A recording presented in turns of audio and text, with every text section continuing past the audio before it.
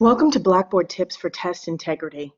We're going to take a look at 3 preferences that you can alter in your test right now that will allow you to better ensure that your students maintain integrity during the test-taking process. You're going to find the test that already exists in your class. So you'll see that I have mine listed here, the final exam.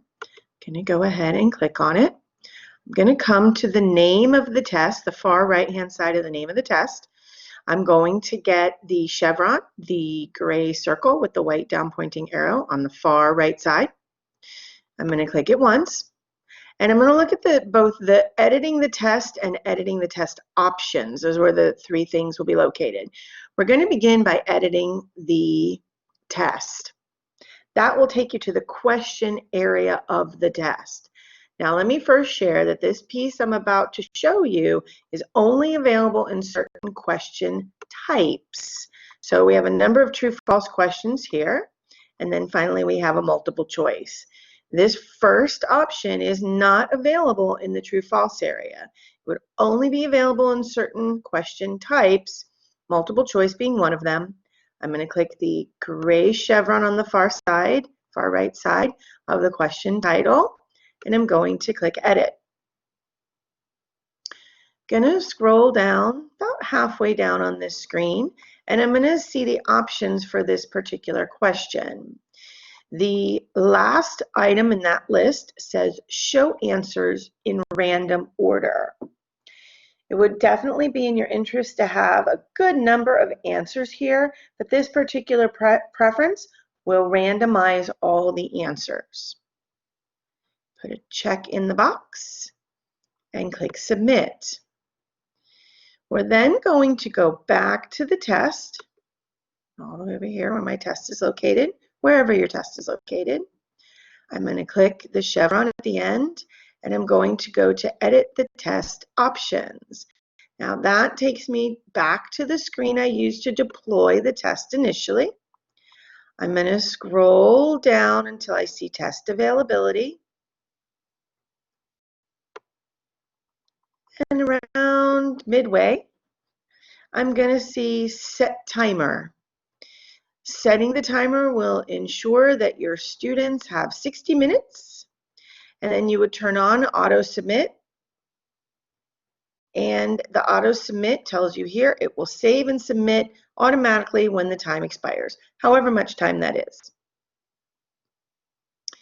Scrolling down a bit more to the very, very bottom of the screen, and the last item says Randomize Questions. Definitely want to check that. So from an instructional design perspective, we've added 3 things. Randomized all answers inside of question types where it is enabled. Set a timer on the test, however much time you want to give them, and make sure that it auto submits at the end of the time. And then randomizing the questions. I make sure that my students know that all 3 things are going to happen. I make sure that they know they're only going to have a set amount of time. And I also make sure that they all know they're going to each receive their own individualized tests.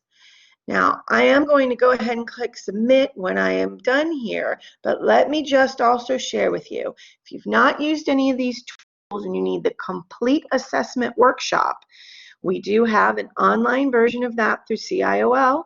That is the Blackboard Assessment webinar. Please also note that these preferences to maximize test integrity should be combined with a test question pool, which would then also allow you to select from a group of questions and ensure that each student receives 5 of the 50, let's say, for example. So not only would all their questions be randomized, all their answers would be randomized, they would each be getting a different number of questions from the entire question pool, and then they would have a set amount of time to take the test, and it would submit automatically upon the end of that time, upon completion.